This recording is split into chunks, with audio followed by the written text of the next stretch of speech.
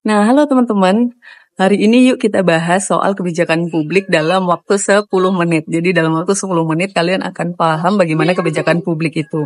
Nah, biasanya mata kuliah kebijakan publik ini adalah mata kuliah yang lekat sekali dengan mahasiswa di jurusan ilmu pemerintahan atau administrasi publik ya. Nah, bedanya adalah ketika di jurusan ilmu pemerintahan biasanya mata kuliah kebijakan publik ini hanya disajikan dalam satu mata kuliah saja, tapi ketika kalian adalah mahasiswa di administrasi publik atau administrasi negara, mata kuliah ini akan dipecah menjadi 3 mata kuliah ya, untuk memperjelas bahwa memang kebijakan publik ini ada 3 domain yang harus teman-teman kuasai. Apa saja itu? Nah, kita akan kupas di sini.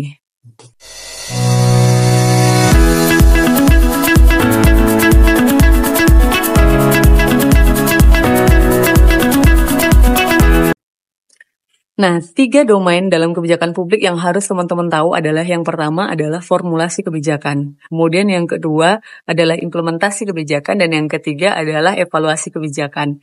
Nah, 3 tahapan ini teman-teman, 3 proses ini banyak ahli mengatakan bahwa sifatnya seperti lingkaran ya. Jadi seperti siklus. Jadi setelah formulasi kemudian implementasi lalu evaluasi dan dari hasil evaluasi juga akan masuk lagi kepada tahap formulasi. Nah, kita akan bedah satu-satu teman-teman. Jadi yang pertama kita akan bahas soal formulasi kebijakan. Formulasi kebijakan itu singkatnya adalah proses perumusan atau proses pembuatan kebijakan.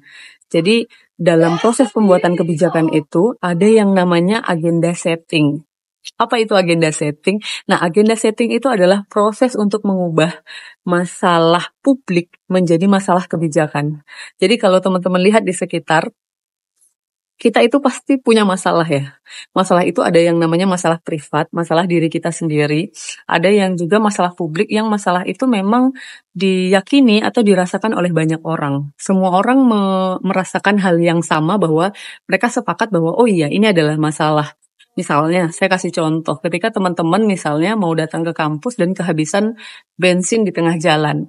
Nah, ketika yang merasakan itu hanya teman-teman sendiri, itu bisa jadi masalah privat. Oh, mungkin karena memang uang sakunya sudah habis, sudah habis ya untuk kebutuhan yang lain sehingga tidak cukup untuk membeli bensin di akhir bulan misalnya. Nah, itu masalah privat.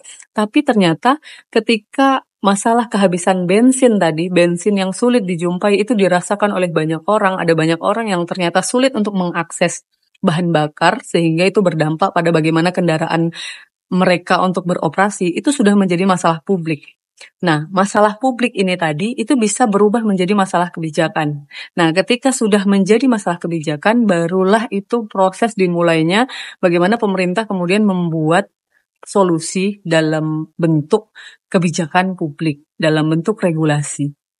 Nah, pada formulasi kebijakan ini teman-teman ini sangat politis sifatnya. Jadi tidak semua masalah publik tadi bisa berubah menjadi masalah kebijakan. Tidak semua masalah yang dirasakan oleh masyarakat itu diselesaikan oleh pemerintah ya. Nah, pemerintah tentu saja akan ada proses filtering ya, masalah mana yang kemudian akan dijadikan sebagai sebuah regulasi, sebuah aturan, sebuah kebijakan publik. Nah, jadi ada syarat-syarat dalam proses agenda setting itu masalah mana yang bisa masuk dalam masalah kebijakan. Yang pertama adalah yaitu masalah itu dirasakan oleh banyak orang. Tadi saya sudah katakan bahwa ketika kebijakan itu ketika masalah itu ternyata dirasakan oleh banyak orang, itu punya kemungkinan bahwa masalah itu adalah masalah yang krusial. Jadi syaratnya adalah masalah itu dirasakan oleh banyak orang. Kemudian yang kedua adalah masalah itu sudah mencapai titik kritis. Artinya ketika masalah itu tidak bisa lagi diselesaikan oleh masyarakat itu sendiri, oleh kelompok masyarakat itu sendiri. Sehingga membutuhkan bantuan dari pemerintah agar pemerintah memberikan solusi melalui kerangka hukum yang ada. Jadi satu dirasakan oleh banyak orang, yang kedua ada dampak yang punya dampak yang serius ya ketika masalah itu tidak diselesaikan. Nah, setidaknya 2 syarat ini agar masalah publik tadi bisa berubah menjadi masalah kebijakan. Nah, ini di sini sangat politis sifatnya. Mana masalah kemudian yang bisa dianggap atau disepakati sebagai masalah yang kritis itu tadi ya, teman-teman. Nah, pada tahap ketika masalah tadi kemudian dipilih menjadi masalah kebijakan, barulah di situ pemerintah kemudian menggodok atau membuat sebuah kebijakan. Nah, kalau kita bisa balik lagi ya kepada fungsi awal dari kebijakan publik itu, sebenarnya kebijakan publik itu hadir dibuat oleh pemerintah itu setidaknya untuk dua hal ya. Setidaknya, tentu saja ada banyak fungsi yang lain. Yang pertama adalah soal fungsi pemerintah dalam hal pelayanan. Jadi bagaimana kemudian pemerintah membuat melalui regulasinya, melalui kebijakan publik itu memberikan pelayanan, meningkatkan kesejahteraan, kemudian melakukan proses pembangunan dan lain sebagainya. Jadi tujuannya adalah untuk pelayanan. Kemudian yang kedua adalah untuk menyelesaikan masalah publik. Jadi pemerintah membuat kebijakan untuk menyelesaikan persoalan-persoalan yang ada, sehingga ada solusi kemudian yang ditawarkan melalui sebuah kebijakan publik. Nah, jadi proses formulasi kebijakan ini proses yang sangat krusial menurut saya. Jadi bagaimana kemudian kebijakan itu dibuat, bagaimana kemudian solusi yang dikeluarkan itu menjadi sangat krusial, sebab menjadi dasar ya bagaimana agar kebijakan itu memang benar-benar menyelesaikan persoalan yang ada. Nah, kalau teman-teman lihat ada banyak persoalan yang sebenarnya sudah ada kerangka regulasinya, tapi justru kerangka regulasi itu tidak mampu menyelesaikan persoalan yang ada. Nah, itu kuncinya. Jadi sangat cukup sulit ya bagaimana agar kebijakan itu yang dibuat itu memang benar-benar tepat untuk menyelesaikan persoalan. Nah, kemudian tahap yang kedua adalah soal implementasi kebijakan. Nah, dua tahap ini adalah tahap penting. Jadi formulasi kebijakan dan juga implementasi kebijakan. Ada banyak contoh ya bagaimana kemudian kebijakannya sudah baik dibuat, kebijakannya sudah bagus, tapi kemudian menjadi tidak punya dampak yang signifikan ketika proses implementasinya bermasalah gitu. Kenapa implementasinya bisa bermasalah? Yang pertama memang bisa jadi karena terkait dengan situasi dan kondisi ya, atau memang cuklak-cuknisnya yang mungkin tidak tepat, atau juga ketidakpahaman implementator kebijakan, atau juga mungkin mendapatkan penolakan dari masyarakat. Jadi ada banyak kasus ya bagaimana kemudian kebijakan itu ternyata bisa gagal untuk diimplementasikan. Tapi proses formulasi dan implementasi itu menjadi satu kesatuan. Menurut saya ini dua tahapan yang paling penting. Jadi kebijakannya harus baik, diformulasikan dengan cara baik, mengakomodir apa yang benar-benar menjadi kebutuhan masyarakat. Nah, masalahnya adalah kalau teman-teman pakai perspektif elit ya, ketika melihat kebijakan publik itu kan dibuat oleh pemerintah. Jadi ketika perspektif elit, artinya elit yang merasa bahwa mereka yang paling tahu bagaimana caranya untuk menyelesaikan masalah di masyarakat. Tidak perlu lagi meminta pendapat dari masyarakat. Nah, ini yang kemudian kadangkala menjadi apa ya?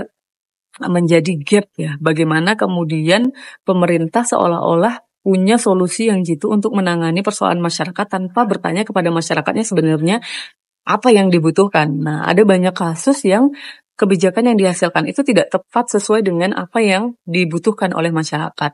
Nah, sehingga bagaimana kualitas kebijakan publik pada proses formulasi ini sangat menentukan.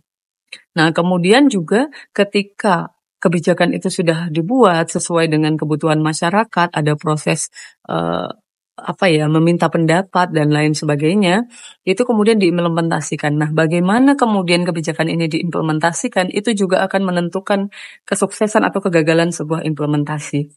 Nah, ketika kebijakan itu diimplementasikan harus jelas betul bagaimana nih petunjuk pelaksananya, bagaimana petunjuk teknisnya, siapa orang yang mengimplementasikannya, paham atau tidak dia dalam konteks itu. Nah, ini harus benar-benar diketahui, karena kalau misalnya kita bahas soal implementasi kebijakan ya, nanti teman-teman akan belajar bahwa ada banyak sekali model-model yang menjelaskan bagaimana implementasi kebijakan itu dilakukan dan seperti apa kebijakan itu bisa gagal di satu tempat dan gagal di tempat lain. Jadi dan bagaimana kebijakan itu bisa berhasil di satu tempat dan gagal di tempat lain gitu. Jadi akan sangat berpengaruh bagaimana konteks di mana kebijakan itu dilakukan. Dan tahap yang terakhir adalah evaluasi kebijakan.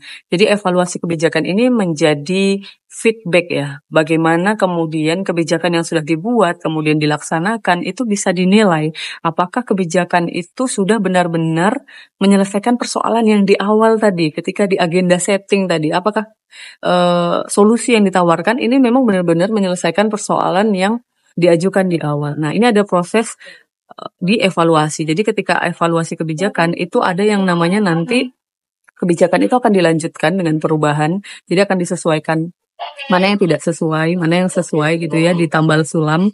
Jadi mana yang tidak sesuai itu yang diperbaiki saja. Ada juga yang memang kebijakan itu akan dihentikan atau terminasi kebijakan namanya.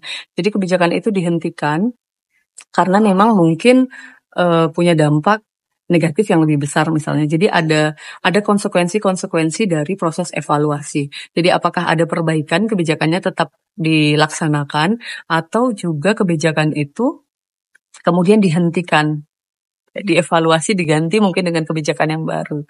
Jadi itulah 3 tahapan ketika teman-teman bicara soal kebijakan publik, ada formulasi, ada implementasi, dan ada evaluasi. Jadi setidaknya secara gambaran umum teman-teman paham bahwa ada proses ini, nanti secara detailnya tentu sangat beragam ya, bagaimana dinamika-dinamika dalam proses formulasi, dalam proses implementasi dan evaluasi. Oke, cukup ada banyak buku yang berkaitan dengan ini, silahkan bisa dibaca.